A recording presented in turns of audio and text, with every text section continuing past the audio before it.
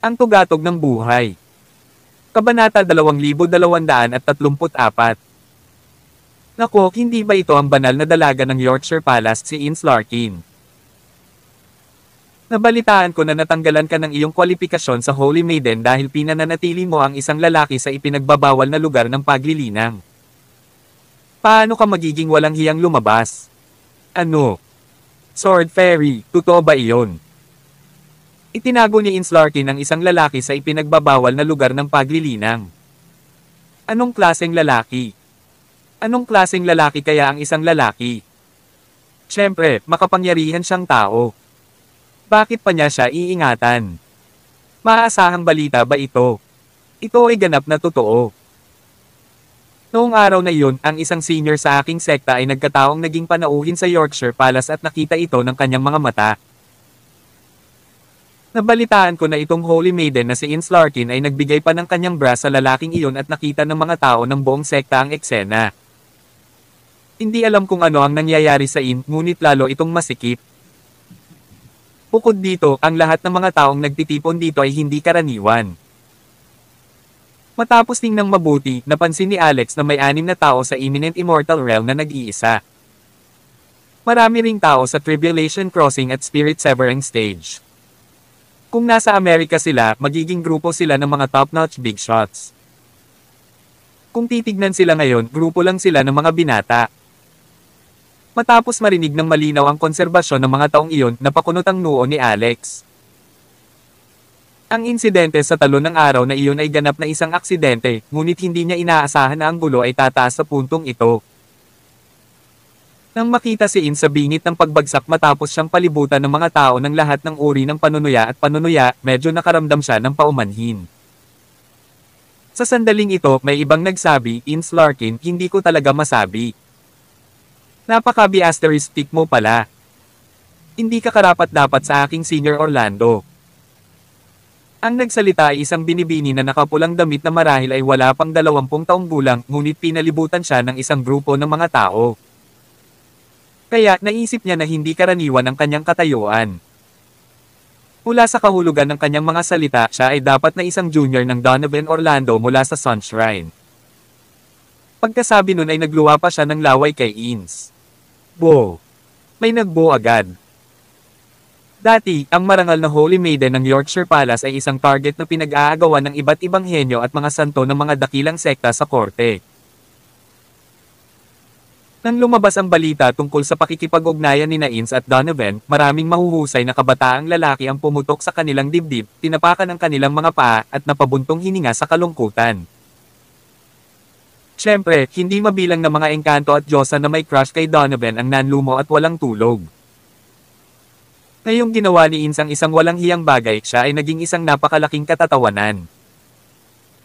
Hindi napigilan ni Hermione na matawa habang sinasabi kay Alex, Sir, kumuha ka pa ng bra ng iba.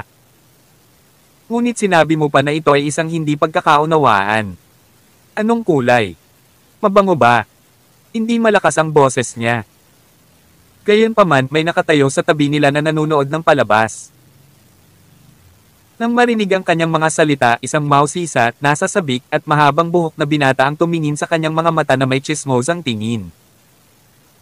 Bro, kaya ikaw ang kahangahangang tao na ginawa Donovan Orlando sa isang cuckold. Pirerespeto kita. Sorry sa kabastusan ko, pero gusto ko lang magtanong tungkol sa bra na binigay sa'yo ng banal na dalaga. Binibenta ba ito? Mag-aalok ako ng 100,000 espiritual na bato. Hindi malakas ang boses ni Hermione, ngunit ang boses ng lalaking ito ay parang kulog. Sa isang iglap, kabuo ang 40 o 50 tao mula sa Cultivation Realm sa harap ng Cloud Inn ay sabay-sabay na tumingin sa lalaki.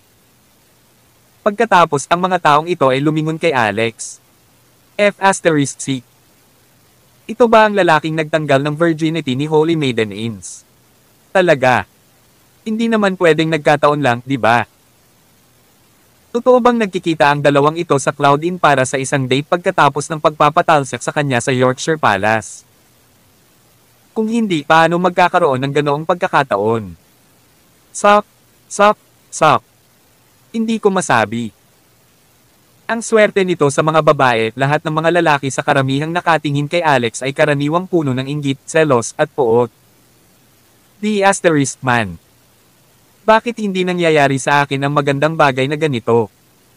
Sa kabilang banda, dinala siya ng mga kabataang babae.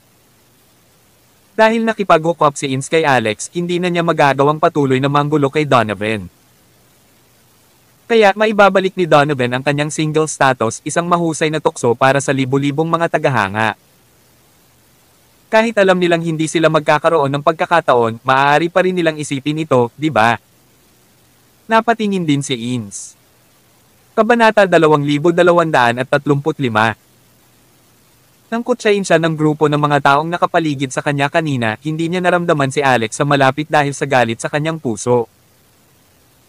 Ngayon lang niya napagtanto na malamig siyang nakatitig kay Alex na puno ng galit ang kanyang mga mata. Ngunit sa sandaling ito, ang lalaking nakatayo sa harap ni Alex ay patuloy na nag-uudyok ng gulo. Bro, tumatanggi ka pa bang ibenta ito ng 100,000 espiritual na bato? 200,000 espiritual na bato noon. Dapat okay lang, di ba? Nagtataka si Hermione, bakit ka gumagastos ng napakaraming espiritual na bato para makabili ng bra? Nagpakita ang lalaki ng ekspresyon na tanging mga lalaki lang ang nakakaintindi. Hindi mo maiintindihan.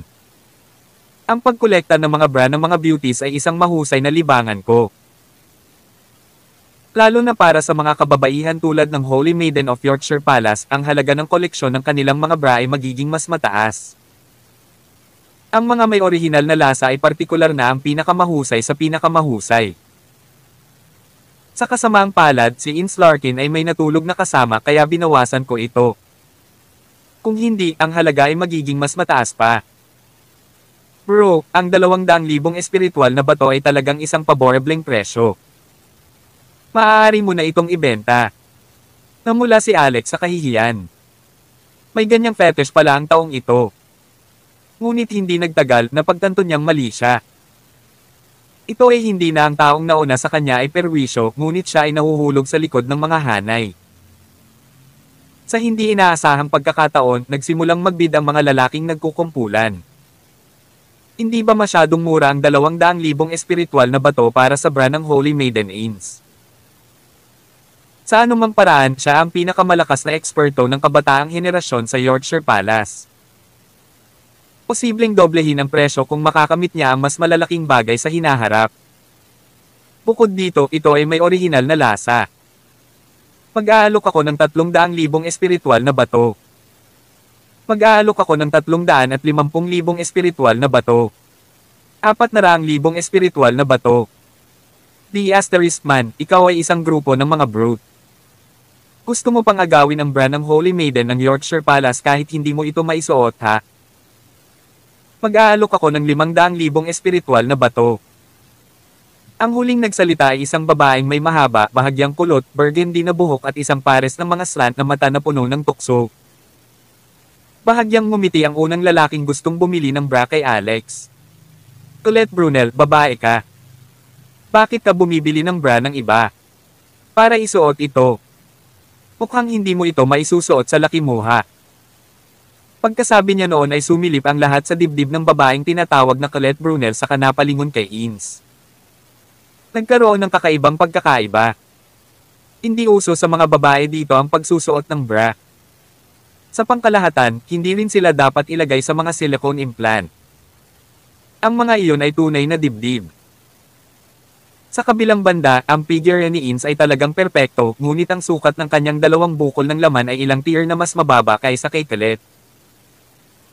Hindi dahil sa napakaliit ng dibdib ni Ins, ngunit ang kay Colette ay sadyang humongous. Maaari siyang magkaroon ng antas ng isang ikap sa kaso ng pagsusuot lamang ng isang bra. Talaga, hindi niya ito dapat suotin. Tumawa si Colette. Sinong may sabing isusuot ko? Hindi ba pwedeng singgutan ko na lang? The asterisk man, Colette Brunel. Sa wakas naiintindihan ko na. Hindi nakakagulat na ayaw mo pa ring maghanap ng lalaki hanggang ngayon. Mahilig ka pala sa mga babae. Ano ang kinalaman niyan sa iyo? Nagdilim ang ekspresyon ni Ins, halos sumabog sa galit. The asterisk starred. Ang daming B** starred. Nagulat siya, inilagay nila ang kanyang bra sa open auction at nagsimulang magbid sa publiko. Sumama pa sa bidding ang isang babae at gustong bilhin ito para Mason Goat. Isa lang itong malaking insulto. Sumugod siya ng may kalampag na mga yabag at tinitigan si Alex. Ibalik mo sa akin. Tawag. I-freak. I-click. I-subscribe kwentong nobela. Kabanata 2236. Si Alex ay orihinal na ayaw aminin ito at sabihin ang isang bagay sa mga linya na sila ay nagkamali sa kanya. Sinong mag-aakala na si Ins Larkin ay diretsahan, lalapit para hingin ang kanyang bra sa harap ng napakaraming tao? Hindi ba't katumbas iyon ng pag-amin na pinapanatili niya ang isang lalaki sa ipinagbabawal na dahilan? May butas ba ang utak ng babaeng ito? Ano yun? Hindi kita kilala. Nagkaroon ka ng maling tao. Sabi ni Alex habang commendat kay Ins at nang makita niyang hindi nito naintindihan ang ibig sabihin nito, dali-daling gumamit si Alex ng telepathy para makipag-usap sa kanya. Magpanggap ka na lang na maling tao ang nakuha mo. Ito ay mas mabuti para sa lahat ng tao dito. Gayunpaman, bakit siya papakinggan ni Ins? Nang marinig niya ang sinabi ni Alex, lalo siyang nagalit. Ang malaswang magnanakaw na ito, gumagawa ng kasuklam-suklam, walang hiyang bagay, at ngayon ay gusto niyang magpanggap na hindi siya kilala. Nanaginip siya. Swoosh! Inubot ni Ins ang kanyang espada at itinutok kay Alex, pinipigilan ang nag-aapoy na galit na nararamdaman. Sasama ka ba sa akin o hindi? Umiling si Alex. Hindi ko talaga kaya ngayon. Sabi ko na nga ba after a while pupuntahan talaga kita. Ang nilalaman ng kanilang pag-uusap para sa lahat ng mga kasangkot ay magiging normal na tunog. Inihiling ni Ins kay Alex na sundan siya pabalik sa Yorkshire Palace para magpaliwanag. Ngunit ang iba na hindi alam ang konteksto tulad ng taong nasa tabi ng lalaking nagtatago ng mga damit pang ilalim ng santo, agad na nanlaki ang kanyang mga mata. Oh, kuya! Talagang hinahangaan kita mula sa kaibuturan ng aking puso. Si Holy Maiden Ins ay nahuhumaling sa iyo. Paano mo ito nagawa? Ang pangalan ko ay Samson Hendrik. Magkaibigan tayo. Sabihin mo sa akin ng privado paano mo nagawang agawin ang Holy Maiden Ins at gawin siyang sobrang hook sa iyo. Kahit na inakusahan siya ng libo-libong tao o malapit ng matiwalag sa kanyang sekta, determinado pa rin siyang manatili sa iyo. Turuan mo ako. Ang mukha ni Ins ay naging kulay pula at puti nang sabihin niya sa maselang boses, Samson Hendrik, magwala ka. Kung magsalita ka pa ng kalokohan, papatayin kita. Napatras si Samson ng 2 hakbang at mapaglarong sinabi, Holy Maiden Ins, I'm very supportive of you and this brother to live together. Hindi bababasa siya ay mas mahusay kaysa sa walang kwentang Donovan Orlando. Alam mo naman na hindi ako nakikipag-away kay Donovan, di ba? Pero kung susundan ka ni Donovan, baka matulungan pa rin kita, di ba? So, yung bra mo, pwede mo rin ba akong bigyan? Kung hindi, handa akong magbayad gamit ang mga espiritual na bato. Whoosh! Walang sabi-sabi, itinutok ni Ins ang kanyang espada sa direksyon ni Samson. Ang bilis ay kasing bilis ng kidlat at halatang galit na galit si Ins. Gayunpaman, si Samson ay isa ring imminent immortal master. Nahaharap sa galit na pag-atake ni Ins, nakakagulat na hindi siya nagpanik. Sa kabaligtaran, tumawa pa nga siya ng bastos ay she blocked and still had time to throw out some flirtatious comments. Napatingin si Alex kina Nila at Hermione Yggdrasil, saka nagmamadaling hinawakan ang magkabilang kamay at mabilis na umalis.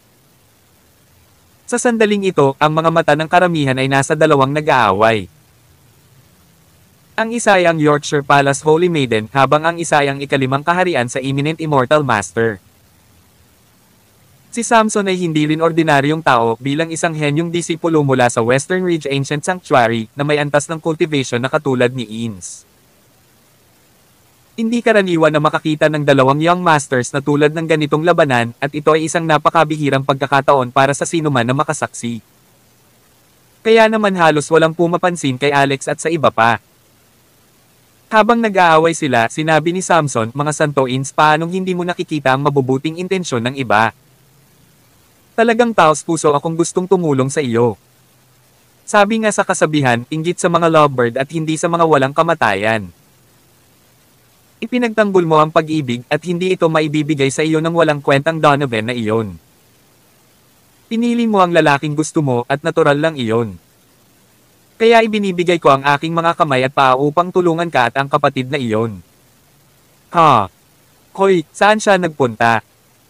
Ins, hindi mo hahabulin ang lalaki mo. Wala na siya.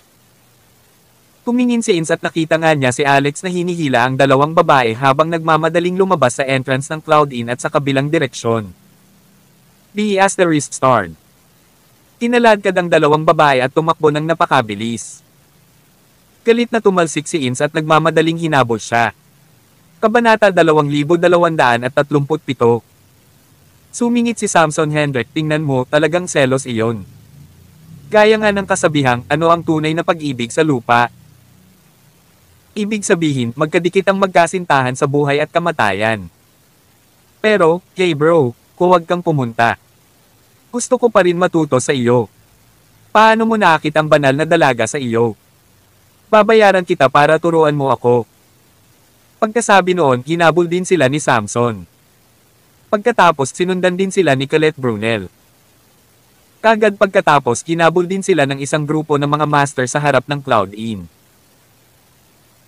Nang makitang maraming tao ang humahabol sa kanyang likuran, nagmura si Alex sa loob at agad na ginamit ang kanyang instant teleportation, kasama sina Nila at Hermione Yggdrasil. Swoosh! Agad silang lumitaw sa ibang lugar. Shitty, nawala sila sa amin. Saan siya pumunta? Napakaganda niyan, Ins. Anong silbi ng awayin ako ngayon lang? Ngayon, tumakas ang lalaki mo kasama ang ibang babae, tama ba? Naramdaman ni Ins Larkin kung saang direksyon naruroon si Alex at itinaas niya ang kanyang mga paa upang sumunod.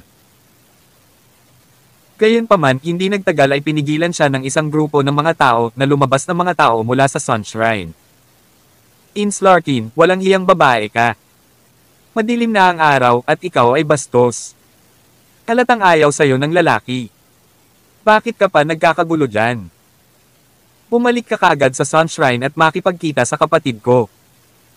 Lumuhad at humingi ng tawad sa kanya at putulin ang kontrata ng kasal. Ang ganyang babae ay hindi karapat-dapat sa aking kapatid. Huwag mangarap na pumunta sa ibang lugar. Lalong tumaas ang galit ni Ins. Wala akong pakialam sa kuya mo. Umalis ka sa daan. Dumating si Samson para sumali sa saya at sinabing, "Oh, Little Cat Fairy, hindi mo ba nakikita na ang puso at katawan ni Holy Maiden Ins ay pag-aari na ng iba? Walang lugar dito ang senior mong kapatid. Kung ayaw niyang dalhin ang kahihiyan na niloko, dapat siyang magkusa na putulin ang pakikipag-ugnayan. Sa tingin ko, tiyak na hindi tatutol ang Holy Maiden Ins. Kung gayon, hindi ka ba magkakaroon ng pagkakataon?" Habang nagsasalita sila ay naabutan sila ng mga tao sa likod nila. Alinmang paraan, ang buong lugar ay nagkagulo at si Ins ay nahirapan hindi lamang upang patayin silang lahat sa lugar. Tulad ng para kay Alex at sa iba pa, siya ay agad na lumipat ng 12-dosenang milya ang layo mula sa kanila. Malaki ang Race City, napakalaki. Higit sa lahat-lahat ay isang magsasaka at sila ay may napakabilis na bilis. Ang malawak na teritoryo ay hindi lamang maaaring limitahan ang kanilang pag-unlad at ito ay hindi mahalaga kahit na sila ay nakatira sa mas malayo. Sa pagtingin sa kalangitan kung saan ang mga pulutong ay lumilipad paminsan-minsan, ito ay malinaw na ang lugar na ito ay hindi karaniwan, parehong sa mga tuntunin ng pang-ekonomiyang at komersyal na kapaligiran. Tila alam ni Hermione ang kaunti tungkol sa mga kabataang talento sa Western Ridge at sinabing, asawa ni Master, sumikat ka kaagad. Ang mga taong iyon ay hindi lamang ilang random na nobodies. Lahat sila ay medyo sikat na tao mula sa Western Ridge. Halimbawa, ang tinatawag na Samson Hendrik, siya ang batang henyo mula sa Ancient Hendrik family. At ang Colette Brunel na iyon, siya ang prinsesa ng Silvermoon Sanctuary at nagmula siya sa napakagandang background. Gayon din, ang isang iyon mula sa Sunshrine. Nagpatuloy siya sa isa-isa, dahan-dahang kinukulit ang mga ito. Sa wakas, sinabi niya, "Sir, lahat po ito ay mayayaman." Kaya sa tingin ko hindi mo dapat ibenta ang brand ni Holy Maiden Inn sa ngayon. Itago muna ito hanggang mamaya. Tiyak na tataas ang presyo noon. Gustong mag-facepalm ni Alex. Anong kalokohan ang ibinubulalas mo? Sinong nagsabing ibebenta ko ang bra? Saglit na natigilan si Hermione at tila naiintindihan. Totoo yan. Ito ay isang tanda ng pagmamahal na ibinigay sa iyo ng Holy Maiden Inns pagkatapos ng lahat. Kahit magsawa ka na, pwede mo pa rin itong itago bilang souvenir. Hindi na nakatiis si Alex at sinipa si Hermione sa puwitan. Paano mo makakausap ng ganyan ang asawa ng iyong amo? Simula ngayon tumahimik ka na lang. Naghanap sila ng ibang inn. Gayunpaman, nalaman nilang puno rin ng mga tao ang inn. Bukod dito, ang bawat solong tao na kanilang nakilala ay may matibay na base sa paglilinang. Nataranta si Hermione at sinabing may hindi tama. May nangyari siguro sa Race City. Kung hindi, napakaraming mga master ang hindi maaaring lumitaw ng sabay-sabay. Tawag. I-pre. I-click. I-subscribe kwentong nobela. Kabanata 2238. Pumasok si Alex sa inn at nagtanong sa paligid at nagkataong may natitira pang 2 silid sa kabuoang 2,000 espiritual na bato sa isang gabi. Napatalon si Hermione dahil doon. Ano? 1,000 espiritual na bato para sa isang gabi, ikaw ay isang malilim na negosyo, hindi ba? Mukhang naiinis ang innkeeper. Anong panahon na tayo ngayon? Ang 1,000 espiritual na bato ay mura na. Maaari kang pumunta at magtanong kung may mga inn na mas mura kaysa sa akin. Kung mayroon, babayaran ko sa iyo ang iyong espiritual na mga bato. Markahan ang iyong mga salita. Galit na galit si Hermione at lalabas na sana para magtanong sa iba pang mga inn. Inayla siya pabalik ni Alex. Ano ba ang ginagawa mo? Ito ay 2,000 espiritual na bato lamang. Pagkatapos ay inilabas niya ang halaga at iniabot sa may-ari ng bahay tuluyan. Siya ay hindi lahat na nag-aalala tungkol sa mga espiritual na bato pagkatapos ng lahat. Si Alex ay may maraming espiritual na mga bato hanggang sa punto na kahit ang kanyang singsing sa imbakan ay hindi makapagtago ng ganoon karami. Kung hindi ito sapat, maaari na lang siyang magbenta ng 2 elixir. Gayunpaman, tila napakasensitibo ni Hermione sa mga bato at tila iniisip na ito ay isang malaking kawalan. Ungol ni Hermione. Hindi ako ipinanganak mula sa pamilyang Yggdrasil at ito ay itinuturing na sapat na mayroon akong ilang alawan sa karaniwang mga araw. Paano maihahambing ang halaga sa aktwal, direktang linya ng pamilya?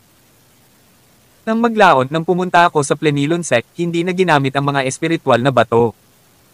Tumanggo si Alex. Kaya ito ay isang pagkahumaling na natitira mula sa iyong pagkabata. Wala pang narinig si Alex tungkol sa nakaraan ni Hermione. Sa halip, nagtanong siya sa may-ari ng bahay tuluyan tungkol sa kung ano ang nangyayari sa Race City at kung ano ang espesyal sa mga nakaraang araw. Hindi mo alam.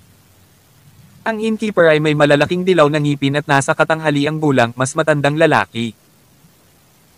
Medyo malaswa ang ngiti nito, lalo na nang tumingin siya kay Nila at parang gusto siyang bugbugin nito. Ngayong gabi, ito ang 5 taon na sanctuary auction na gaganapin sa Race City.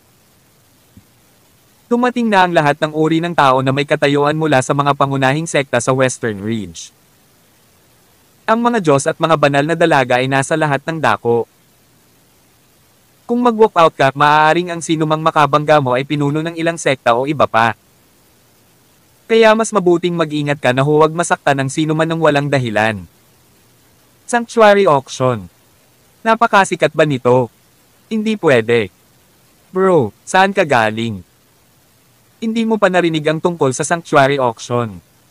Alam ko ang tungkol dito, alam ko. Nagsalita si Hermione. Ang auction ng sanctuary ay ang industriya ng sanctuary world at ang negosyo ay napakalaki. Hindi lamang ito, may mga negosyo sa Western Ridge na balitaan ko na mayroon ding mga negosyo sa iba pang mga kontinente. Mahusay din ang auction na ito dahil naglalabas sila ng mga kayamanan sa kanilang sarili at bihirang mag-vote. Sir, pwede din po ba tayong tumingin? Umisi at tumawa ang innkeeper. Kung hindi mo man lang alam kung ano ang sanctuary auction, siguradong wala ka ring imbitasyon. Ang mga wala nito ay hindi man lang makapasok sa mga pintuan ng auction. Kaya huwag mo nang pangarapin iyon. Napaawang ang labi ni Nila. Kailangan mo ng imbitasyon para sa isang auction. Dahil ang mga bagay ay maaaring ilagay para sa auction, ito ay hindi dapat maging anumang bagay na may malaking halaga. Ang mga makapangyarihang tao ay matagal nang kumuha ng magagandang magic treasures. Bakit nila ilalabas ito ng ganito? Tumango si Alex. Katulad noong nasa Flying Eagles Academy sila, ang mga inilabas para ibenta pangunahin ay mga tira ng iba. Wala man lang nakitang magagandang bagay. Sabi ng innkeeper, kung ganoon, ikaw ang hindi nakakaalam. Noong unang panahon, ang pananakop ng 7,000 taon, ilang tao na ang namatay. Ilang likas na kayamanan ng mahika ang nasira.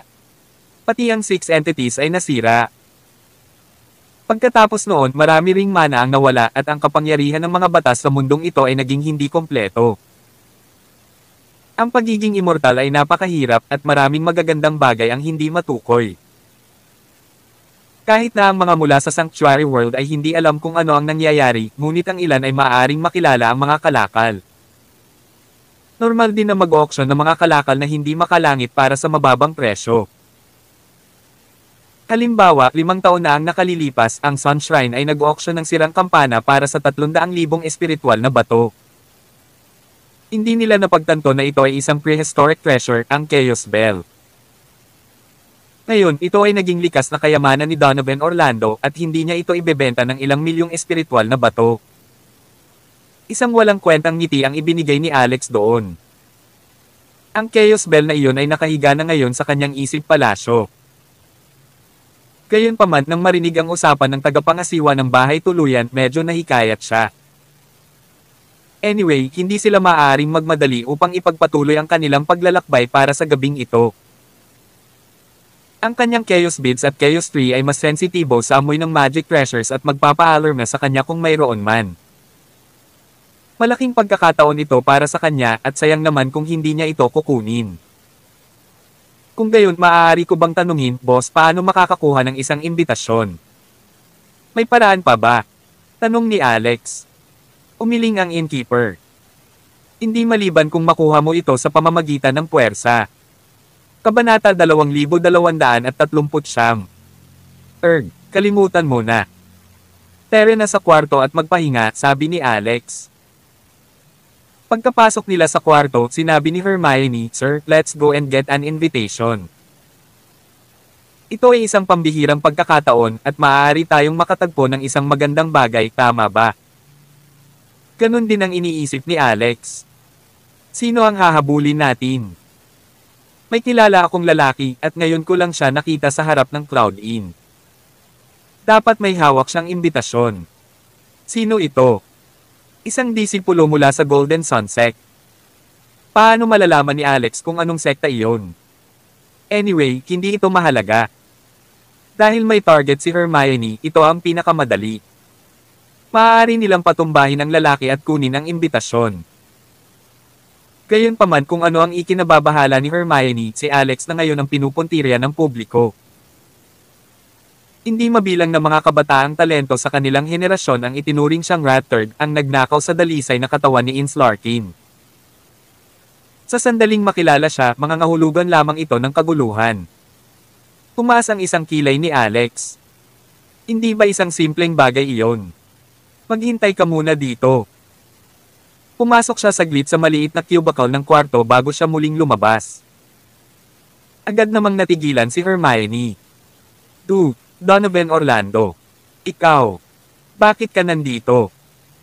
Where's my master's husband? Ginamit ni Alex ang pamamaraan ng transformation upang baguhin ang kanyang hitsura sa hitsura ni Donovan.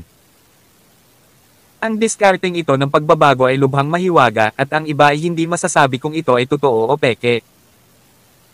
Umisi si Alex at sadyang sinabing, Hey, why can't I be here?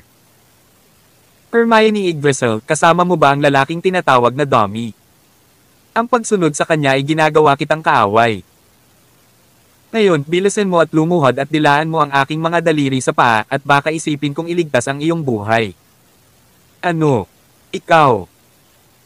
Nagmamadaling tiningnan ni Hermione si Nila at nakita niya itong nakahiga sa kama na parang nakatulog. Nahaharap sa agresibong hitsura sa mukha ni Donovan, nataranta siya. Ang taong ito ang numero 1 henyo sa Western Ridge. Biniyayaan ng swerte, isa rin siyang mahusay na manlalaban. Siya ay hindi isang tugma para sa kanya sa lahat. Para sa kapakanan ng kanyang sariling buhay, ano ang isang maliit na pagdila? Isipin mo na lang na kumakain siya ng paa ng baboy at mas mabuti na iyon kaysa mawalan ng buhay, di ba? Ang Panginoon ng asawa, lahat ito ay isang napakasamang tanda. Napaluhod si Hermione sa isang mapagpakumbaba na paraan, kinulong ang kanyang mga daliri sa paa habang ibinababa ang kanyang ulo. She asterisk T. Dinilaan mo talaga. Gulat na napatingin sa kanya si Alex at dali-daling inilayo ang mga paa sa bibig nito. Pwede bang magkaroon ka ng konting backbone? Hindi ka ba makatiis ng konti? Dinilaan ka kapag hiniling, hindi ba nakakadiri iyon? Inalis ni Alex ang kanyang disguise. Napatulala si Hermione nang tumangala siya. Sir, bakit ka nandito? Nasaan si Donovan? Hindi mo pa rin masabi. Sabi ni Alex.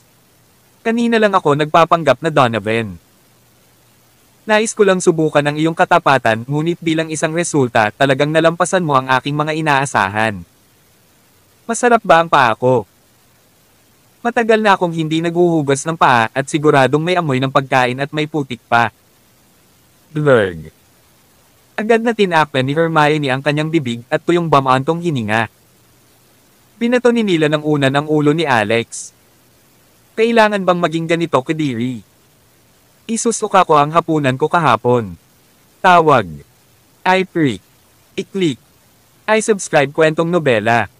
Kabanata 2240. Pagkaalis ni Alex sa inn, binago niya ang hitsura ni Donovan Orlando. Dahil ang totoong Donovan ay nasa loob ng Infernal Realm, siya ay itinapon sa isang special na kuweba na binuksan ni Artemis. Naramdaman ni Alex na pupunta sana si Donovan sa isang malayong lugar at hindi na makakabalik sa ganoong kaikling panahon. Gayon din, ayon sa mga salita ni Hermione Yggdrasil, si Donovan ay isang napaka-prestihiyosong tao sa Western Ridge. Bilang young master ng Sunshrine, marami itong malaking sekta sa santuwaryo na nagpapakita sa kanya ng paggalang. Higit pa rito, ito ay magbibigay daan kay Alex upang maiwasan ang paghabol, kaya ito ay isang napapanahong bagay. Para naman kay Nila, pumasok siya sa katawan ni Alex at nagtago sa loob ng balat nito bilang proteksyon. Si Hermione ay nagpakita sa harap ng iba dati at ang kanyang mga kontak sa Western Ridge ay medyo mabuti. Marami siyang nakilala at nakilala. Hindi itinuro sa kanya ni Alex ang diskarte sa transformation, ngunit tinuruan niya siya ng kaunting make-up. Pagkatapos maglagay ng ilang pampaganda, si Hermione ay naging isang maputi ang mukha, mapula ang labi, kakaibang babae. Kamukang kamukha niya ang mga escort na iyon sa Japan. Mula ngayon, huwag nang magsabi ng kahit ano nang wala sa sarili. Tawagin mo akong Panginoon. Huwag mong sabihin ni Sir. The moment you say that, we're screwed, bili ni Alex kay Hermione. Huwag kang mag-alala, mayroon pa akong taktika, sabi ni Hermione habang tumatango. Tapos di kalayuan, may nakasalubong silang babae. Ito ay walang iba kundi si Ins Larkin. Nagtanim si Ins ng misteryosong marker sa katawan ni Alex na mismong si Alex ay hindi napansin, kaya hindi niya alam ang tungkol dito. Matagal nang natunto ni Ins ang lokasyon ng marker. Gayunpaman, wala sa mga inn sa Race City ang isang simpleng establishmento lamang. Hindi banggitin ang pinakamalaking inn, ang Cloud Inn, ang boss sa likod nito, sa katunayan, ang Sanctuary World. Kung tungkol sa tinutuluyan ngayon ni Alex, ang nasa likod nito ay isa ring kakaiba, malakas na sandalan. Kaya naman, hindi naglakas loob si Ins na pumasok ng padalos-dalos para maghanap ng gulo para mahanap si Alex at dito na lang siya maghintay. At ngayon, sa wakas ay nagbunga na ang kanyang paghihintay. Kaya lang nang tumangala siya sa taong iyon, napatulala siya. Ang kaharap niya ay hindi ang magnanakaw kundi ang kanyang kasintahang si Donovan Orlando. Bakit, ikaw ba? Awkward ang ekspresyon ni Ins at sobrang hindi siya komportable. Since engaged na ang dalawa, syempre, nagkita na sila. Sa usapin ng puso, kahit na si Ins ay walang gaanong damdamin para kay Donovan, ang kontrata ng kasal ay napagkasundoan higit sa lahat dahil si Donovan ay isang napakatalino na tao. Kalimutan mo na kung gwapo ba ang lalaki o hindi. Sinasabi ng mga alingaw-ngaw na mula nang siya ay isinilang, ang mga pambihirang larawan ay kumislap sa buong mundo. Lumitaw ang mga ulap na may kulay na bahaghari at 100,000 demonyong halimaw ang dumating upang sambahin siya. Sa edad na 3, natapos niya ang foundation building. Noong siya ay 7 taong gulang, naintindihan niya ang katangian ng lupa na iyan. Noong siya ay 10, nilinang niya ang kanyang landas sa espada. At iba pa. Ang lahat ay naging mabuti para kay Donovan sa buong buhay niya na isang pinakamataas na henyo. Mayroon siyang talento ng makalangit na emperador. Isa pa, labis siyang biniyayaan ng swerte.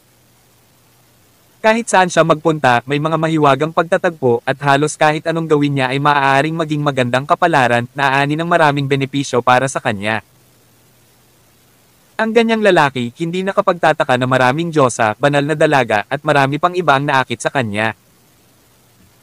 Natural na hindi tumutol si In sa arranged marriage na ito at sa totoo lang, medyo inaabangan din niya ito. Ngunit ngayon, ang lahat ay nasira ng maliit na magnanakaw na iyon, si Alex Rockefeller.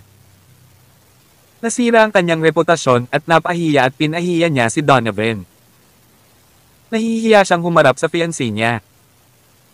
Nang makita niya si Alex na nakadisguise bilang Donovan, sa sandaling ito, nablangko ang isip ni Ins. Saan nga ba siya nagkaroon ng tamang pag-iisip para isipin kung bakit nasa kanya ang marker niya? Ang gusto lang niyang gawin ay tumakas. Nahihiya siyang humarap sa kanya. Nagkaroon din ng ilang sandali ng pagkalito si Alex, ngunit sapat na ang kontrol niya upang sabihin ng mahinahon, bakit hindi ako? Ayaw mo ba akong makita? Nagmamadaling sabi ni Ins, no, it's not that. Ako. May gagawin pa ako. Aalis muna ako. Teka. Tinawag siya pabalik ni Alex.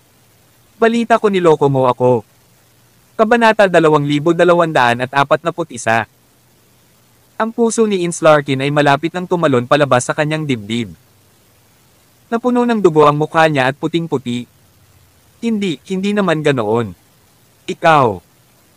Ako, bibigyan kita ng paliwanag, ngunit kailangan mo akong bigyan ng oras. Nang makita kung gaano ka ba si Ins, halos hindi na ito mapigilan ni Hermione Yggdrasil at malapit nang tumawa ng malakas. Maya-maya lang, may boses ng isang maselang babae ang nagmula sa likuran niya. Oras. Bigyan ka pa ng ilang oras upang mahanap ang iyong mga ngalunya upang makipagkita, at bigyan ka ng ilang oras upang makapagbuntis ka ng isang bata sa panahong iyon. Sa tingin mo kaya mo? At ang lakas pa ng loob mong tumayo sa harap ng kuya ko. Ang dumating ay walang iba kundi ang Little Cat Fairy mula sa Sunshrine. Isang parang bata na may sapat na gulang na maliit na lolita. Pati boses niya ay parang batang babae. Pero puro kasamaan lang ang mga salitang lumabas sa bibig niya. Tumakbo si Mika at niyakap ang braso ni Alex. Idinikit niya ang kanyang katawan sa katawan nito at maging ang dibdib nito ay mahigpit na nakadikit sa kanya. Nakakahiya ang boses niya habang sinasabi, Senior, alam mo ba't napakawalandiya ng babaeng ito? Pinananatili niya ang isang lalaki sa bawal na bakuran na gumagawa ng lahat ng uri ng kalokohan sa buong araw doon. She's simply a cheap B***. Kung ako iyon, puputulan ko siya sa isang hampas ng aking espada. Medyo awkward si Alex dahil sa kanya. Gayunpaman, hindi siya sigurado kung gaano kalapit ang totoong Donovan sa lolita na ito, kaya hindi siya nang ahas na kumilos ng padalos-dalos o ilabas ang kanyang kamay mula sa malambot na lugar na ito. Ang pakikinig ay hindi paniniwala. Ang nakakakita ay ang paniniwala. Hindi dapat pagkatiwalaan ang mga chismis. Sabi ng lolita, Senior, kanina in public, umamin na siya. Ibinigay din niya ang kanyang bra sa lalaking iyon. Sinubukan pa nga ni Samson Hendrick at ng ilang iba pa na ibid ito sa publiko. Hindi ba't napakahiya? Pinahiya ka rin niya sa pagpapakitang iyon. Hindi na talaga kaya ni Ins na manatili pa at sinabi niya, maniwala ka man o hindi, alam kong malinis ang aking konsensya. Kaya kung gusto mong umatras sa pakikipag-ugnayan na ito, ayos lang din ako dyan. Kahit ano. With that, tumalikod siya at tumakbo palayo. Sinabi ng Lolita kay Alex, naririnig mo ba iyon? Halatang na konsensya siya. Kinaway-kaway ni Alex ang kamay niya. Pag-uusapan natin ang bagay na ito sa ibang pagkakataon. Oo nga pala, may imbitasyon ka ba para sa auction ngayong gabi? Siyempre. Sabi ni Lolita. Maaari mo bang ibigay ito sa akin? Ha? Senior, wala ka rin ba? Nawala ko ito. Halos lumabas sa dibdib ni Alex ang puso niya. Ang pagkakaroon lamang ng akin ay ayos na. Ang isang imbitasyon ay maaaring magpapasok ng 2 tao. Gusto ko siyang isama. Tinuro ni Alex si Hermione. Siya. Sino siya? Huwag ka ng maraming tanong. Maiintindihan mo rin pagdating ng panahon. Tumingin ang Lolita kay Hermione. Dahil sa makeup, hindi maganda ang hitsura ni Hermione at ang Lolita ay nakagat ng kanyang mga labi. Hindi niya maintindihan kung paano maakit ng isang babaeng tulad nito ang kanyang nakatatandang kapatid at malamang na ang babaeng ito ay nagsilbi ng ibang layunin tulad ng isang treasure appraiser. Kaya nabuhayan siya ng loob nang sabihin niyang pupunta ako at dadalhin ang imbitasyon ng 7th brother. Ayaw niya kasing pumasok. Hindi nagtagal, nagpalit ng kamay ang imbitasyon. Pagsapit ng takip silim, bandang alas 6 hanggang alas 7 ng gabi, magkasamang pumasok sa auction hall sina Alex at Hermione, kasama ang Lolita na hindi matitinag, pati na rin ang isa pang alagad ng Sunshrine. Ang auction house ay walang katulad na laki. Walang anumang problema sa pagtanggap ng libo-libong tao. Sa buong pagpasok, nakita ni Alex ang maraming tao na bumabati sa kanya, bata man o matanda. Lahat sila ay bumati sa kanya ng yung Sectmaster nang may paggalang at ang ilan ay nambobola pa sa kanya. At nakita rin niya si Samson Hendrick. Si Samson, isang malaking sismoso, ay agad na bumuka ang kanyang bibig upang sabihin, Donovan, hindi masama, hindi masama. Ang pagsusuot ng sombrero ng pagiging cuckolded sa isang makapangyarihang ulo ay talagang mas maganda. Galit na galit si Lolita. Hoy, Hendrik, kung patuloy kang magsalita ng walang kaparerekan, puputulan ko ang dila mo gamit ang gunting. It's that the asterisk in Slarky na hindi marunong kumilos at hindi tapat. Anong kinalaman yan sa senior ko? Tawag. I pre. I-click. I subscribe kwentong nobela. Kabanata 2242. Todong ngiti at tawa pa rin si Samson Hendrick. Nagkaroon na siya ng problema kay Donovan Orlando kaya sa pagkakataong ito na iniharap mismo sa kanyang mukha, paano niya ito pakakawalan. Naku, Little Cat Fairy, ginagawa ko rin ito para sa iyo. Sino ang hindi nakakaalam na gusto mo si Donovan? Ngayong natagpuan na ni Ins ang kanyang tunay na pag-ibig, maaari mong punan ang walang laman na lugar sa puso ng iyong nakatatanda. O, ayaw mo na ba sa senior mo at nakahanap ka na ng iba? Nataranta ang Lolita at nagmamadaling sinabi, sino ang nagsabi? Ang senior ko lang ang para sa akin. Malakas ang boses ni Samson at halos marinig ng lahat sa paligid nila ang bawat salita mula sa kanya. Dagdag pa sa katotohanan na sina Donovan at Ins Larkin ang mga paksa ng talakayan, maraming tao ang nagtipon ng napakabilis. Ano? May mahal ng iba si Holy Maiden Ins. Seryoso ka? Young Sectmaster Orlando, paano mo ituturing ang aking anak na babae? Araw-araw kang kinakausap ng anak ko. Paano maihahambing ang iyong anak sa aking alagad? Ang aking alagad ay may talento at maganda, walang kapantay sa buong mundo. Nagulat si Alex sa biglang pagbabago ng paksa at nagsalita si Hermione sa pamamagitan ng telepathy, Sir, gusto mo bang kumita ng malaking halaga sa isang iglap? Paano? Natigilan si Alex. Sumagot si Hermione, maaari kang magpanggap na pumili ng ibang kasosyo sa pagtatanim at hayaan silang mag-sign up para dito. Ngunit kailangan munang magbayad ng dote ang mga magpapalista. Pagkatapos kapag naayos na at napili na ang lahat, ibabalik sa mga hindi napili ang dote. Ngunit dahil hindi ikaw ang tunay na Donovan, ito ang tunay na magbabalik ng pera at walang kinalaman sa iyo. Di ba mapanlin lang na kasal iyon? Inaplos ni Alex ang kanyang baba, iniisip kung gusto niya o hindi. Anyway, siya ay kaaway ni Donovan, hindi isang kaibigan. Kaya magiging masaya na kalokohan siya ng kaunti. Gayunpaman, hindi siya binigyan ng Lolita ng pagkakataon. Inayla niya si Donovan at sinabing paano ang auction. Grabe, kayong lahat. Sa tingin mo ba ito ay isang matchmaking event? Mag-ingat na hindi binabawi ng Sanctuary World ang alinman sa iyong mga kwalifikasyon para dumalo sa auction. Hindi kumibo si Alex, ginayaan ang sarili na hilahin palayo ng masunurin. Sa dami ng sinabi niya, mas hindi niya sinasadyang ibunyag ang kanyang sarili. Gayunpaman, ang lambot ng Lolita na dumidiin sa kanya ay gumugulo sa kanyang isipan. Hindi ba ito ay medyo labis na sigasig? Talaga bang gusto ni Donovan na makasama ang kanyang nakababatang kapatid na babae? Ngunit ganap na hindi alam ni Alex na ang Lolita ay nasa parehong estado din ngayon. Noong nakaraan, hindi siya hinayaan ni Donovan na hawakan siya lalo na't yakapin siya ng ganito. Itutulak niya ito palayo kapag nagpakita ito ng labis na pagpapalagayang loob. Gayunpaman, hindi siya nagsalita ng kahit isang salita ng protesta ngayon. Ibig bang sabihin nun ay nagsisimula na siyang tanggapin ng kanyang kuya? Ang pinakatumpak na paraan upang ilarawan ang kanyang nararamdaman ngayon ay ang pagkakaroon niya ng mga paru-paro sa kanyang tiyan. Di nagtagal, nagsimula na ang auction. Pagkatapos ng ilang pambungad na pananalita, nagsimula ang auction session. Ang unang item ay isang Dragon Bone Sword. Ayon sa pagsusuri ng eksperto mula sa ating Sanctuary World, natukoy natin na ang espadang ito ay naipasa na mula pa noong sinaunang panahon. Ito ay malamang na isang sandata ng Diyos batay sa mga banal na kapangyarihan na nagmumula at nagbabago sa pamamagitan nito. Ang panimulang bid ay 1,000,000 espiritual na bato. Natigilan sandali si Alex.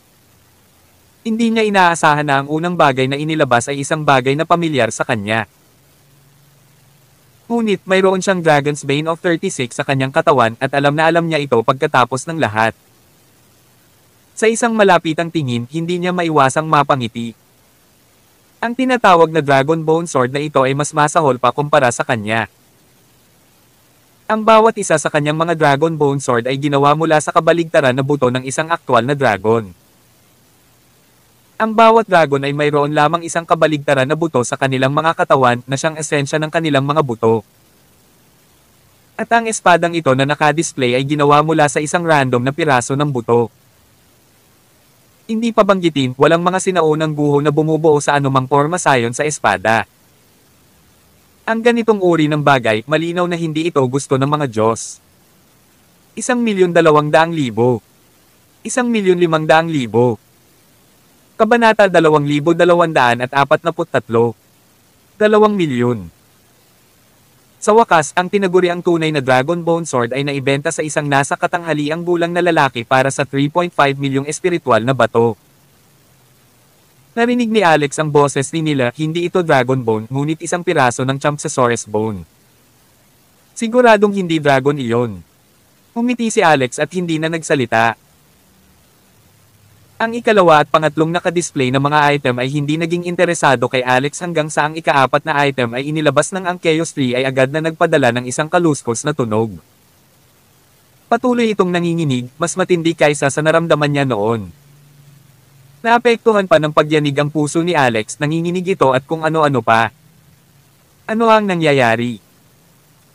Ang Chaos Tree ay hindi kailanman nayanig ng ganito kahit na kapag ito ay nakaharap sa Chaos Beads at nagbigay lamang ito ng banayad na paalala noon. Kaya ang ikaapat na item na ito ay tiyak na hindi ordinaryo. Sa sandaling ito, sinabi ng host sa itaas, ang susunod na item na isusubasta ay isang piraso ng kahoy. Parang napaka-ordinaryo. Gayunpaman, natuklasan ng aming mga appraiser na hindi namin matukoy ang mga katangian nito at mga partikular na materyales dahil hindi ito maaarak ng banal na kamalayan, hindi ito matusok ng mga espada, hindi ito masisira ng apoy o tubig. Bagamat hindi namin alam ang tunay na paggana nito, naniniwala kami na hindi ito isang ordinaryong bagay. Umaasa kami na maaari itong i-auction sa isang taong may kaalaman. Ang panimulang bid ay 1,000,000 espiritual na bato. Nang matapos ang pagpapakilala ay natahimik ang lahat sa hall. Isang piraso ng kahoy na hindi matukoy kung ano at mukhang ordinaryo. Kamukha ito ng panggatong sa kusina at ibinebenta ito para sa 1,000,000 espiritual na bato. Naiisip ba nila na ang mga espiritual na bato ay maaaring mangarap at makuha ng ganoon kadali? Nabaliw lang sila sa mga espiritual na bato, hindi ba? Walang tumawad. Isang medyo may edad na lalaki ang nagsalita. Hindi ba't masyado itong labis para sa Sanctuary World na humingi ng 1,000,000 espiritual na bato para sa isang bagay na wala naman talagang hitsura? Ang pagtama ng jackpot mula sa kawalang ingat ay hindi isang madaling bagay at walang sino man ang tanga dito. Tanging isang handgal lamang ang maglalabas ng 1,000,000 espiritual na bato upang bilhin ang piraso ng bulok na kahoy na ito. Itinaas ni Alex ang kanyang kamay at sinabing, "I bid 1,000,000. Walang imak ang nasa katanghaliang bulang na lalaki. Yung tingin niya kay Alex parang tanga. Gayunpaman si Alex ay nasa anyo na ngayon ni Donovan Orlando, ang unang henyo sa libu-libong taon. Walang mag-iisip na siya ay isang tanga. Kaya ang kahoy na ito ay malamang na isang bagay na napakalaking.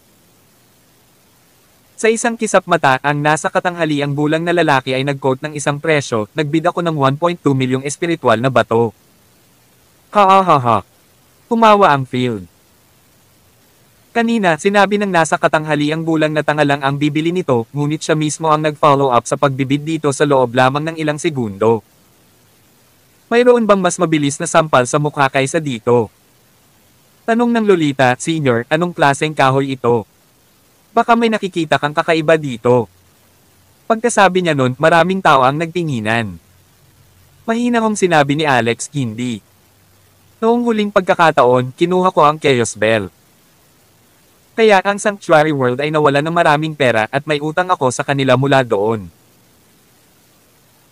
Kaya naman, ang mga bagay na ipina-auction ng Sanctuary World, hindi ko ito mapapabayaan kaya, sa pagkakataong ito, ako, si Donovan Orlando, ay magbibid sa lahat ng mga bagay na mukhang hindi may bid.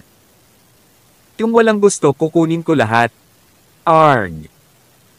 Ang nasa katanghaliang bulang na lalaki na kakabid lang, nang marinig niya ito, ay agad na pinagsisihan ang kanyang desisyon. Ang taong ito ay mayroon ding katayuan at prestihiyo bilang pinuno ng isang sekta sa pangalawang antas.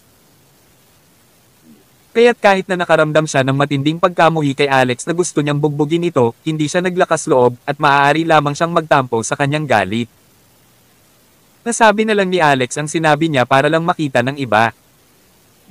Kailangan niyang makuha ang kanyang mga kamay sa piraso ng kahoy na iyon. Sa kasamaang palad, nakita niya na napakalaki ng titulo ni Donovan na sobrang pinagpala ng swerte. As long as we bid for it, we guess that others would definitely bid for it. Kaya ang sinabi niya ay ang pinakaligtas na paraan para sa kanya ngayon. Walang makakaalam kung nagbibid siya ngayon dahil maganda ang item o dahil sa tinatawag niyang pabor na binanggit niya. Pagkatapos tumingin si Alex sa nasa katanghaliang bulang na lalaki at sinabing, "Paumanhin, hindi ako nagpapaliwanag bago ako magbid ngayon lang. Para ipakita ang aking paghingi ng tawad, magbibid ulit ako. 1.21 milyong espiritual na bato. Tawag. I pre. I-click. I subscribe kwentong nobela." Kabanata 2244. Nagsimulang mag-alinlangan ang nasa katanghaliang bulang na lalaki. Hindi niya alam kung totoo ba ang sinabi ni Alex o hindi, kung nahadyop ng mata niya ang kahoy o ginamit ba ni Alex ang mga salitang iyon bilang dahilan. Ngunit sa harap ng napakaraming kabayanihan, may patuyog na figure, imposibleng umatras pagkatapos magsalita ng mga ganoong salita. Upang maging ligtas, kusa siyang tumakbo sa harapan ng entablado upang tingnang mabuti ang kahoy ng ilang beses. Pagkukumpirme na walang makikita, sa wakas ay sumuko na siya. 1.21 million going once, 1.21 million going twice, 1.2 million, sold. Binabati kita, iyong Sectmaster Orlando, sa pagkuha nitong piraso ng kahoy. Gusto kong pasalamatan ka, iyong Sectmaster Orlando, sa ngalan ng Sanctuary World, sa iyong suporta. Mabilis na ibinigay ni Alex ang bilang ng mga espiritual na bato at inihagis ang kahoy sa kanyang storage ring. Para talagang bumili siya ng bulok na kahoy para sa 1.21 milyong espiritual na bato. Ngunit sa sandaling lumingon siya, maingat niyang itinapon ang kahoy sa palasyo ng kanyang isip. Walang makapagsasabi ng pagkakaiba dahil ang kahoy ay direktang napunta sa kanyang storage ring papunta sa kanyang isip palasyo. Hindi siya makapaghintay, ngunit sa halip, ang Chaos Tree ang siyang labis na naiinip. Naghinala siya na kung hindi niya ibibigay ang kahoy, gagamitin nito ang mga ugat nito para agawin ito. Sa sandaling ang kahoy ay pumasok sa kanyang isip na palasyo, hindi ito dumapo sa lupa. Agad itong pinulupot ng mga ugat ng Chaos Tree at hinayla ito. Pagkatapos pumasok ito sa loob ng pangunahing puno ng Chaos Tree at sa eksaktong sandaling iyon, dumaan ito sa isang malaking pagbabago. Isang berde at nagniningning na liwanag ang sumambulat, sumisipsip sa piraso ng kahoy at tila na-activate nito ang esensya ng buhay nito sa sandaling ito ay pumasok. Tila mayroong isang kasaganaan ng puwersa ng buhay mula sa kahoy at ilang uri ng mahiwagang enerhiya. Sa sandaling napunta ito sa Chaos Tree, nagsimulang damaloy ang enerhiya sa buong puno. Ang kahoy na ito, talagang nagmula sa hindi pangkaraniwang pinagmulan. Ano ba talaga ito? Upang makapag-udyok ng napakalaking pagbabago sa Chaos Tree. Ang lahat ng mga sanga at dahon ng Chaos Tree ay naging napakalinaw at kumikinang sa banal na liwanag. Kung ang dating Chaos Tree ay mukhang isang ordinaryong puno, ito ay ganap na nagbago. Ang bawat dahon ay may banal na kapangyarihan na dumadaloy dito na para bang bawat individual na piraso ay may sariling buhay.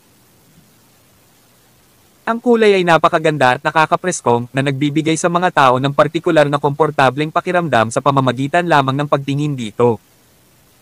Ang Chaos Chi energy ay nagmumula rin mula rito. Gayunpaman, ang enerhiya na damaloy ngayon ay nagbago din ng malaki. Ito ay partikular na sariwa at dalisay. Ito ay tumaas ng isang binga mula sa dati at sa sandaling ito ay dumaan sa kanyang katawan, mas maa-appreciate niya ang mga benepisyo ng kadalisayan ng enerhiya na ito. Maaari itong sumipsip ng mas mabilis, magbago at maghugas at maglinis ng kanyang kasalukuyang laman, mga meridian, daluyan ng dugo, mga selula at lahat ng iba pa. At ang pagbabago ay patuloy pa rin. Pagbalik niya sa kanyang upuan, sinubukan ni Alex na pakalmayan ang sarili. Tinapunan siya ni Hermione Yggdrasil ng naguguluhan na tingin. Halatang hindi siya naniniwala sa sinabi ni Alex kanina pero ano iyon? Tungkol naman sa Lolita, sinabi niya, Senior, gumastos ka ng napakaraming espiritual na bato para lang makabili ng ganitong uri ng basurang kahoy. Hindi ba't isang handgal na gawin iyon? Ang huling pagkakataon na kinuha mo ang Chaos Bell, iyon ay dahil sa iyong kakayahan. Kaya bakit mo ito isusulat bilang isang pabor sa Sanctuary World? Sila ang hindi nagtaya ng maayos sa kanilang mga kalakal at walang ibang dapat sisihin. Si Alex ay nasa isang hindi kapanipaniwalang mod. Totoo yun pero gusto ko lang ipakita ang aking pasasalamat. Bilang mga magsasaka, kailangan nating magkaroon ng pusong nagpapasalamat. Hindi nagtagal, may lumabas na namang bagong item. Sa pagkakataong ito, hindi gumalaw ang Chaos Tree, ngunit kumilos si Nila. Ito ay isang espada. Ang pangalan ng espada ay Sinking Snow. Di ko inaasahang makikita ko ang espadang ito dito. Pag-aari ito ng isang matalik kong kaibigan noon. Ngunit sa kasamaang palad, nahulog siya sa digmaan laban sa mga undead at ang kinaroroonan ng espadang ito ay nawala din. Kaya libu-libong taon na ang lumipas at sumasakit pa rin ang puso ko kapag nakikita ko ito. Ang espadang ito ay nagtatago ng lihim sa loob nito. Lord, kung bibid mo ito, siguradong malaki ang maitutulong nito. Tumango si Alex. Gayunpaman, ang espada ay hindi katulad ng naunang kahoy kung saan walang nakakaalam ng halaga nito. Sa kabaligtaran, ang taybak na ito ay napakatanyag. Ayon sa aming pagtatasa, ang espadang ito, ang Sinking Snow, ay isang nangungunang immortal na sandata. Noong sinaunang panahon, ito ay dating hawak ng isang walang kamatayang empress. Ang mga pinagmula ng immortal na empress na ito ay mahusay ding dokumentado, at siya ay tinawag na Lydia Snow, ang immortal na empress. Siya rin ang pinuno ng palasyo ng sinaunang Divine Snow Sect. Ang talem, ang Sinking Snow, ay ganap na hindi nasira at ang panimulang bid ay 10 milyong espiritual na bato. Sa ganoong detalyadong pagpapakilala, imposibleng hindi makita o maliitin ang halaga ng item. Gayunpaman, ang mga nakaupo sa auction hall ay pawang big shot o may big shot sa likod nila. Kaya't ang 10 milyong espiritual na bato ay parang palitan ng bulsa sa kanila. May nagbid agad dito. Kabanata 2245. 13 milyon. 15 milyon. 20 milyon. 30 milyon. Wala pang ilang round ang lumipas at tumaas ang presyo ng hanggang 50 milyon. Napakamot ng ulo si Alex. Noong una, akala niya ay mayroon siyang sapat na espiritual na mga bato, ngunit hindi niya inaasahan na isang espada lang ng walang kamatayan ang sasample sa kanya ng malakas sa mukha. Sinuri niya ang kanyang storage bag at nalaman niyang halos 50 milyong espiritual na bato na lang ang natitira sa kanya. Kasama rin dito ang halagang ibinigay sa kanya ng kanyang senior na si Frostine Usoro. Kung hindi, siya ay isang mahirap na tao. At tumataas pa rin ang presyo. Senior, ano bang nangyayari sa'yo? Napansin ng Lolita ang ekspresyon ni Alex at yumukol siya para magtanong. Junior, bigla kong napagtanto na wala akong sapat na espiritual na mga bato sa akin. Ay, ayos lang. Mayroon akong ilan dito. Casual niyang inilabas ang isang itim na crystal card.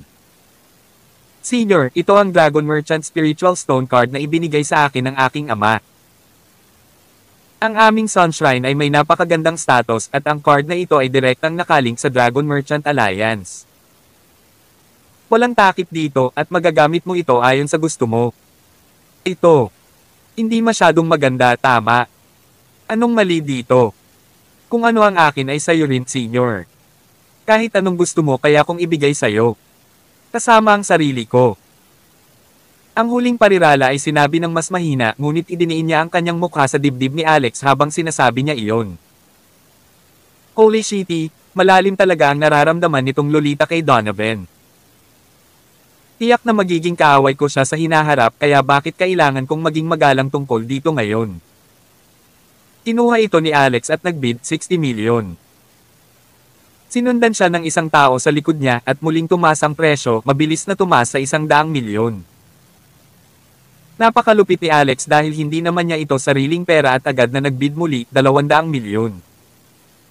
Mula sa 100 milyon direkta sa 200 milyon. Ngayon, natahimik agad ang mga taong sumisigaw ng presyo. Ang halaga ng espada, 100 milyon, ay napakataas na. Ngayon na umabot na ito sa 200 milyon, iyon ay isang malaking kawalan. Sa huli, ito ay naibenta sa 200 milyon. Maraming tao ang tumingin kay Alex na nagpapanggap na si Donovan na may iba't ibang ekspresyon sa kanilang mga mukha. Ang ilan ay naiinggit na siya ay may kasaganaan ng espiritual na mga bato sa kamay. Inakala ng ilan na siya ay isang hanggal na ingrate tulad ni Samson Hendrick. Gayunpaman, hinayaan ni Alex na masaksihan ng lahat kung ano talaga ang pakiramdam ng pagkakaroon ng saganang espiritual na mga bato sa kalooban. Habang hawak ang kristal na card, ang mundo ay nasa kanyang mga kamay. Sa tuwing maglalabas ang Sanctuary World ng isang random na item, basta naramdaman ni Alex na medyo kapaki-pakinabang ito, dodoblehin niya ang bid, anuman ang presyo para lang makuha ito. May ilang beses na may sadyang nagtaas ng presyo, ngunit hindi ito mahalaga. Dinoble niya pa rin. Halimbawa, para makakuha ng Alchemy Furnace, dinoble ni Alex ang presyo sa lahat ng paraan at gumamit ng kabuoang 1 bilyong espiritual na bato para makuha ito. Nagulat ang Lolita at medyo nanginginig ang ibabang labi niya habang tahimik na tinanong si Alex, Senior, para saan ba ang Alchemy Furnace mo? Hindi tulad ng alam mo ang alchemy at gumamit ka pa ng 1 bilyong espiritual na bato para dito. Hindi ba ito magiging malaking kawalan? Natatakot ako na baka dumating ang tatay ko para hanapin ka para ayusin ang score na ito. Tumawa si Alex. Anong kinakatakutan mo? Ang Alchemy Furnace na ito ay tiyak na nagkakahalaga ng higit sa 1 bilyon. Pagkasabi niya nun, gumaan ang loob ni Lolita Jr. Sa wakas, natapos din ang auction. Nagbid na si Alex at nakuha niya ang halos kalahati ng mga bagay na na-auction. Ang ilang mga bagay ay flops at kinuha din niya ito. Sa pagdating sa kabuuan, nakakuha siya ng kabuoang 36 na bagay at gumastos ng halos 10 bilyong espiritual na bato. Alam niyang kailangan na niyang umalis at si Hermione ay halos mamatay na sa takot. Kung siya ay matagpuan na may peking pagkakakilanlan, hindi niya malalaman kung gaano siya kalubha na mamatay. Paglabas ng auction, ibinalik ni Alex ang crystal card sa Lolita Jr. Umiti siya at sinabing, "Junior, may kailangan akong asikasuhin at aalis ako saglit. Hahanapin kita bukas ng umaga." Nagdadalawang isip na umalis ang Lolita Jr. "Kung gayon, hihintayin kita sa Cloud Inn, Senior." "Sige." Kakalakad pa lang ni Alex nang pasulong ang isang kahindek-hindek na tunog mula sa anino, nagmamadaling sumugod. Ito ay ang tunay na Donovan Orlando. "Junior, tapos na ba ang auction?" Napatingala agad ang Lolita Jr. Senior. "Hindi ba? Hindi ka ba nakalabas dito?" Tawag. I-pre. I-click. I-subscribe kwentong nobela. Kabanata 2246. Si Donovan ngayon ay mukhang napaka-miserable. Punit-punit at punit-punit ang damit sa katawan, magulo rin ang buhok.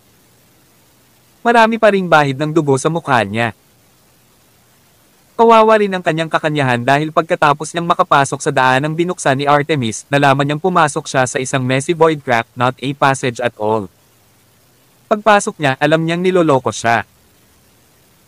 Kung hindi dahil sa maraming magic treasures sa kanyang katawan at sa wakas ay umaasa sa 5 elements flag para magmadaling lumabas mula sa void rift, baka namatay na siya sa loob. Sobrang depressed niya.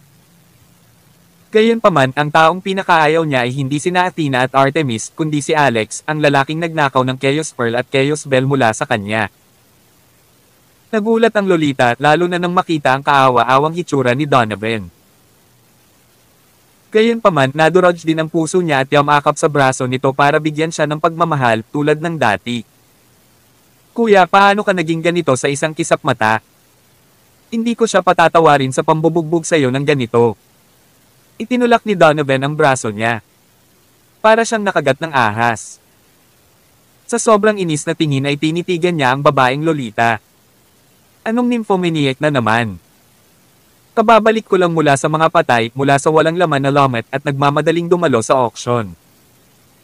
Tingnan mo kung anong nangyari ngayon." Medyo nalungkot si Mika Simpson matapos na walang awang itulak ni Donovan. "Senior, ano ang sitwasyong ito? Kanina, I was in a romantic entanglement with you, hugging you as much as I want while my particular body part is stuck to you all night. Ngayon bigla mo na lang akong tinalikuran. Hindi ba ito masyadong malupit?" Ang isa pang alagad ng Sunshrine sa gilid ay lubos na nabigla nang sabihin niya, "Young Palace Master, ito ay hindi tama. Naka-attend mo lang ng auction sa amin, hindi ba? Umupo ka rin sa tabi namin at nakakuha ng 36 na piraso ng magic treasures. Ngayong gabi, ikaw ang pinakamalaking nanalo." "Ano?" "Tumalo ako sa auction at nag-auction din ng 36 na piraso ng magic treasures." "Nananaginip ka ba?" Si Donovan ay walang katulad na inis.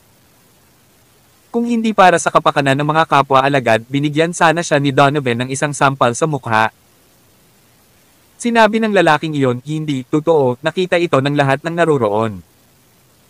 Habang nagsasalita siya ay may lumapit sa kanya. Ito ay sina Samson, Colette at ilang iba pang mga young masters na sikat din sa bilog. Tumawa si Colette, "Ikaw, Donovan, 3 minuto na kitang hindi nakikita at naputol ka na. Dahil ba masyado kang nangingibabaw ngayong gabi at sobrang mahal ang magic treasure na kinagigiliwan ng isa sa mga nakatagong master at dahil dito, binugbog ka nila sa sobrang galit." Sinabi rin ni Samson, "Hindi ka dapat maging masyadong matigas, sa halip ay iwanan mo ang iyong sarili sa 100 pabalik. Kahit na magsuot ka lang ng bagong lutong dayami na sombrero, hindi na kailangang lampasan ng espiritual na bato. Kaya mo ba talagang magpalamig sa pamamagitan ng paggastos ng 10 bilyon sa isang gabi? Anong masasabi mo? Nagpalipas ako ng isang gabi, gumugol ng 10 bilyon. Mga espiritual na bato. Natigilan si Donovan. Kung si Mika at ang kasama ang nagsabi nito, hindi siya maniniwala sa kanila. Gayunpaman, ang pagkakakilanlan ni Samson at Colette ay hindi simple. Hindi sila dapat magsabi ng mga kasinungalingang parang bata kaya. Anong ibig mong sabihin, nasa auction talaga ako kanina? At gumastos ng 10 bilyon para mag-auction ng 36 na piraso ng Magic Treasures. Baliw kayong lahat, di ba? Saan ako kukuha ng 10 bilyong espiritong bato? Nagpunta lang ako sa isang maliit na mundo ng papel at naloko ako, ano ba, ang anak ng isang bitik. Hindi ko siya pakakawalan. Natigilan ang karamihan. Sa wakas ay sinabi ni Sister Laurel, so, ikaw ang aking tunay na kuya. Yung ngayon lang ay peke, nagpapanggap na ikaw. Ito ay tapos na. Tapos na talaga ako. Aking 10 bilyong espiritong bato. Tumaas ang galit ni Donovan. How dare someone impersonate me? At anong 10 bilyong espiritong bato? Kabanata 2247. Ang Lolita ay malapit nang umiyak sa lugar. Pinahiram ko lang sa iyo ang card na espiritual na batong mangangalakal ng dragon na sa aking ama. Ako. Tinakaw ko ito at napunta ka sa paggastos ng 10 bilyon at nag-auction ng 36 na magic treasures. Nasaan ang mga magic treasures? Magic treasures. Kalokohan. Galit na galit si Donovan. Mika, tanga ka ba? Bagamat hindi mo man lang masabi ang pagkakaiba at hindi sigurado kung ako ito, ibinibigay mo pa rin sa iba ang Dragon Merchant Spirit Stone card. Sa tingin ko may pit ka sa utak mo. Ang Lolita, na kilala rin bilang Mika Simpson, ay sumagot, Senior, nagkakaganyan ka dahil ayaw mong ibalik ang mga espiritual na bato, di ba? Senior, hindi ito ang aking espiritong bato. Kailangan mong ibalik sa akin. Sinampal siya ng malakas ni Donovan. Sa tingin ko baliw ka. Samson gloated, so, hindi ikaw ang taong iyon. May nagpanggap sa iyo at dinaya ang Dragon Merchant Spirit Stone card ng Little Cat Fairy sa auction para gumastos ng malaking pera. Donovan, hindi ko talaga alam ang sasabihin ko.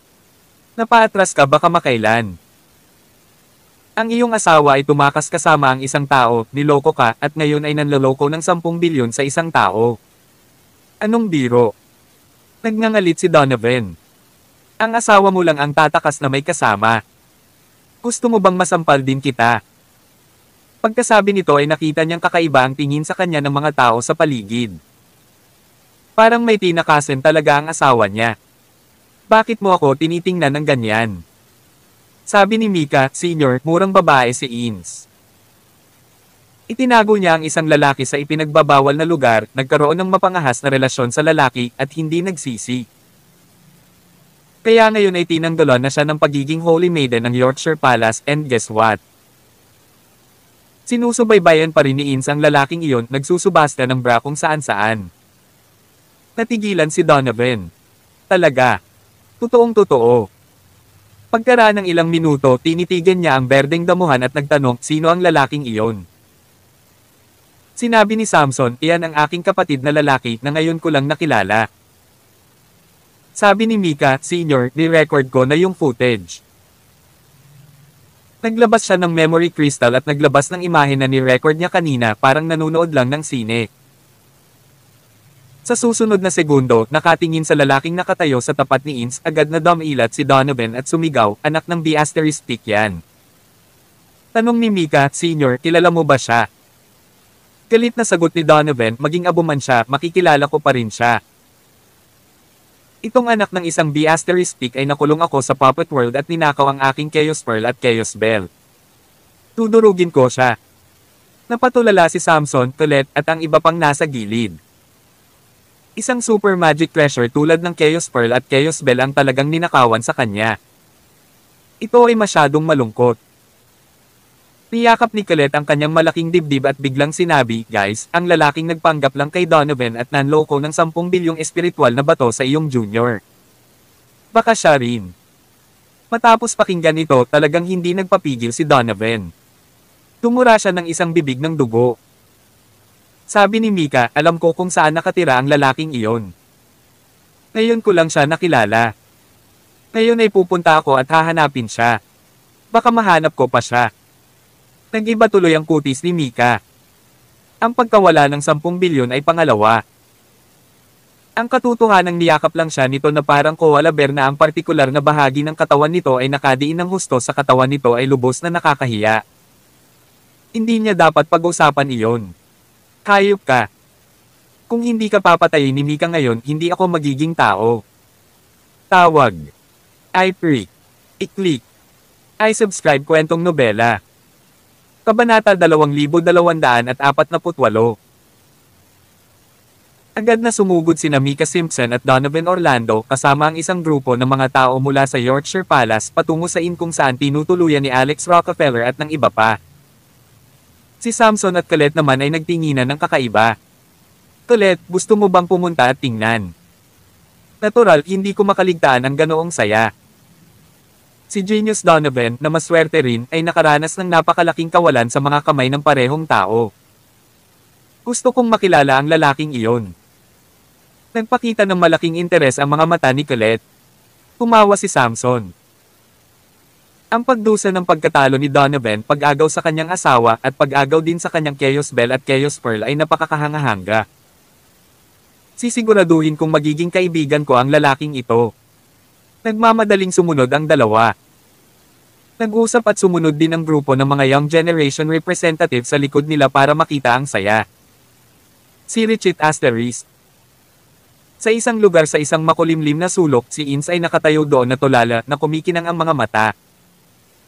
Nakita niya kung ano talaga ang nangyari sa entrance ng auction kanina lang. So, ang Donovan na nakita ko kanina ay talagang ang B** star na iyon. Sino siya? Naaga niya ang Chaos Pearl at Chaos Bell mula sa mga kamay ni Donovan. Hindi ito maaaring maging Golden Core Realm. Sinabi rin ni Master na ang taong iyon ay napakakaiba at nakakaalam ng napakataas na antas ng ilusyon. Ngayon ay maaari na siyang lumitaw bilang ibang tao sa pananaw ng maraming eksperto. Ilusyon din ba ito? Teka. Kaaway kaya ni Donovan ang taong ito kaya sinadya niyang tumakbo sa Yorkshire Palace para sirain ang aking kainosentehan. Kasuklam-suklam. Inis na inis si Ince. It's your business kung hindi kayo magkasundo ni Donovan pero bakit mo ako pinapunta at ginugulo? Ince, I'm not so easily bullied. Naramdaman niya ang markang nilagay niya kay Alex at agad siyang hinabol. Si Richie Asterisk. Grandmaster, naka-jackpot na tayo. Nalinlang ko ang mahigit 10 bilyong Spirit Stone mula sa Mika Simpson ng Yorkshire Palace. Kilala mo ba kung sino si Mika? Si Hermione ay walang katulad na nasa sabik na humihila sa braso ni Alex. Halos tumalbog siya at tuwang-tuwa na para bang niloko niya ang 10 bilyong iyon. Si Alex ay natural na hindi masyadong malinaw tungkol sa pagkakakilanlan ni Mika. Hindi ba siya ang junior ni Donovan? Sagot ni Hermione, ngunit mayroon siyang ibang pagkakakilanlan na mas nakakamangha, siya ang nag-iisang anak na babae ng Master ng Yorkshire Palace. Kung hindi, paano niya makukuha ang Dragon Merchant Spiritual Stone Card? Ito ay isang bagay na maaaring magkaroon lamang ng isang taong may transcendent na katayuan. Kahit ang patriarch ng ating Plenilon sect ay hindi ito makukuha. Napakamot ng ulo si Alex at walang pakialam na sinabi, anyway, I have swindled someone. Ang mga tao ng Yorkshire Palace ay hindi malamang na sumuko sa akin. Pero na, tayo na. Nakakita ako ng maraming magagandang bagay mula sa auction. Umanap agad tayo ng liblib na lugar at harapin ang mga bagay. Hindi tayo makapasok sa inn ngayon lang. Baka sumugod si Mika. Sa sandaling ito, nagbabala si Nila. May darating at mabilis sila. Sinabi ni Hermione, maaaring may ilang tao na gustong pumunta at nakawin ang kayamanan. Tumingon si Alex at agad niyang narinig ang galit na boses ni Mika. The Asterisk starred. Malaking kasinungalingan. Tumigil ka dyan. Patay ka. How dare you trick me out of 10 billion Spirit Stones? Pagkatapos lumiit ang kanyang mga mag-aaral. Nakita niya si Donovan na nagmamadali sa harapan. Talagang bumalik ang lalaking iyon. Na-expose na kami. Pero na. Inailan ni Alex si Hermione at sa isang instant shift nawala siya sa harap ng karamihan. Sa sandaling iyon kararating lang ni Donovan. Instant teleportation na naman. Iyan ang B** star na iyon. Agad na sigurado si Donovan dahil dati sa Infernal Realm nakatakas si Alex sa kanyang pagsubaybay at pag-atake sa paraang maraming beses. Ang kakaibang forma sayo na diagram ng bulaklak ng lotus sa ilalim ng kanyang mga paa ay nagpagulat at nagseselos kay Donovan. Ang ganitong uri ng instant teleportation ay kailangang makuha mula mismo kay Alex. Senior, ano ngayon? Kabanata 2249 10 bilyon. Bubugbugin ako ng tatay ko hanggang mamatay. Si Mika Simpson ay malapit nang umiyak. Mabangis na sinabi ni Donovan Orlando, ipaalam sa sekta. Iutos sa lahat ng mga alagad ng Yorkshire Palace sa Race City na hanapin ang lalaking iyon kahit na ang ibig sabihin nito ay magukay ng lupa. Gayon din, bantayan ang mga pangunahing tarangkahan ng Race City, ipa-activate sa gobernador, si Zephyr, ang airband spell formation sa mga gate at isara ang teleportation channel. Ang gobernador ng Race City na nakaharap sa Yorkshire Palace ay kailangan ding magkompromiso. Ito ay dahil ang Race City ay nasa teritoryong pagmamayari ng Yorkshire Palace. Si Richard Asterisk. Hindi nagatubili si Alex sa sandaling iyon at nagpa siya na umalis sa Race City. Gayunpaman, hindi niya inaasahan na ang Yorkshire Palace ay kumilos ng napakabilis dahil siya ay nagmamadaling umakyat sa langit, handa nang lumipad palabas, nang bilang isang resulta, isang malaking asul na liwanag na kurtina ang lumitaw sa itaas ng kalangitan, na may mga sinaunang rune na lumulutang dito. At agad siyang nakaramdam ng matinding paglubog. Bawal na lugar para sa paglipad. Masyadong pamilyar ang pakiramdam na ito. Dati, sa kalangitan sa itaas ng ipinagbabawal na lugar ng Yorkshire Palace, si Alex ay nahulog mula sa itaas dahil sa ipinagbabawal na air domain, na bumagsak kay Ince na nagsasaka sa ilalim ng talon, at sa pagkakataong ito, kasama si Hermione sa hila, siya ay pinigilan ng isang malakas na lakas at bumagsak sa lupa. Boom! Tarat-tarat! Mula sa taas na 4 hanggang 500 metro, mabigat siyang bumagsak sa lupa. Lumapag si Alex sa kanyang mga paa at gumawa ng isang napakalaking bunganga. Ngunit maliban doon, walang nangyari. Ouch! Pako! Si Hermione, gayunpaman, ay nagpakawala ng isang ungol sa sakit. Bagamat nasa pangalawang kaharian din siya ng Eminent Immortal, ang kakayahan ng kanyang pisikal na katawan ay mas mababa kaysa kay Alex. Sa pagkakataong ito, nasugatan nito ang kanyang kanang paa at sumakit ito nang gumalaw siya. Tiningnan ni Alex ang kanyang kanang paa at naunawaan ang lawak ng kanyang pinsala. Nagkaroon ng bali sa kanyang kanang binti. Napabuntong hininga si Alex at nagmamadaling yumuko siya para buhatin siya. Hindi ka ba inapo ng 9 na buntot? Ikaw ay mula sa mga prehistoric na demonyo, bakit napakahina ng kakayahan ng iyong katawan? Si Hermione noon. Medyo nahiya siya sa yakap nitong prinsesa. Guro, paano mo nalaman na ako ay isang inapo ng 9 na buntot? Sumagot si Alex, sinabi sa akin ng iyong Panginoon at ang iyong Panginoon ay may kaugnayan sa Plenilon Sect. Kung hindi, hindi ka niya kukunin bilang isang disipulo. Mukhang hindi mo alam ang maraming bagay tungkol sa Plenilon Sect. Sa katunayan, ang pinagmulan ng iyong Plenilon Sect ay kahanga-hanga. Ito ay may kaugnayan sa karaniwang Panginoon ng 3,000 mundo noong sinaunang panahon, ang dakilang emperador, ang Sunshrine, ay hindi man lamang kwalipikadong magbigay ng sapatos sa Plenilon Sect noong nakaraan. Sa kasamaang palad, ang Plenilon Sect ay nabawasan sa ganoong estado. Nagulat si Hermione. Ang ating Plenilon Sect ay may kahangahangang pinanggalingan. Sabihin mo sa akin kung ano ang pinagmulan. Gusto kong marinig ito. Wala talagang masyadong alam si Alex. Pero, higit sa lahat, naramdaman niya ngayon na may tumatakbo sa ganitong paraan. Nabawi na niya ngayon ang orihinal niyang anyo na burang makeup ni Hermione, hindi niya akalaing masusubaybayan sila ni Donovan ng ganoon kabilas kaya hindi agad tumakbo si Alex. Ang sumugod na pala ay isang grupo ng mga gwardya ng Race City na nakasakay sa mga hermaphrodite. Sa di kalayuan ay natanong na nila sina Alex at Hermione. Nandito na ang mga magnanakaw. Bilis, dali, ibaba mo sila. Marahil ay may 300 malalakas na miyembro ng bantay ng lungsod na nakasakay sa mga demonyong hayop na direktang naniningil kina Alex at Hermione. Kakaibang sigaw ni Alex laban sa lahat ng pagkakataon paano mamumuno ni Donovan ang hukbo ng mga bantay ng lungsod at napakabilis. Ang tanong paano nila ako nakilala? Nakayakap si Alex kay Hermione para makita niya ang langit sa sandaling imulat niya ang kanyang mga mata.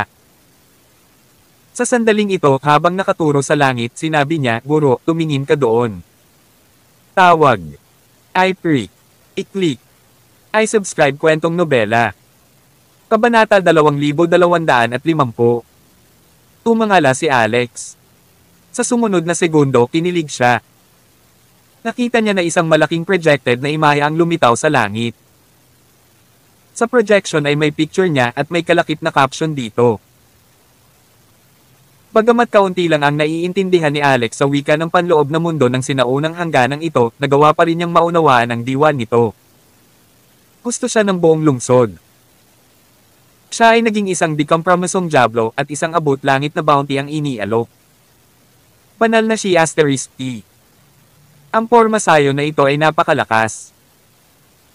Nang makita ang mga gwardya ng lungsod na nakasakay sa mga hermaphrodite na sumusugod, ayaw ni Alex na labanan sila dito. Agad niyang sinimulan ang agarang paggalaw at nawala sa kanyang orihinal na lugar bago dumating ang mga bakal. Sagot ni Hermione, "Master, may naisip ako bigla. Ang Race City ay kabilang sa Yorkshire Palace. Si Donovan, na siyang commander, ay madaling mapasunod sa kanya ang mga mamamayan sa pamamagitan lamang ng kanyang mga salita.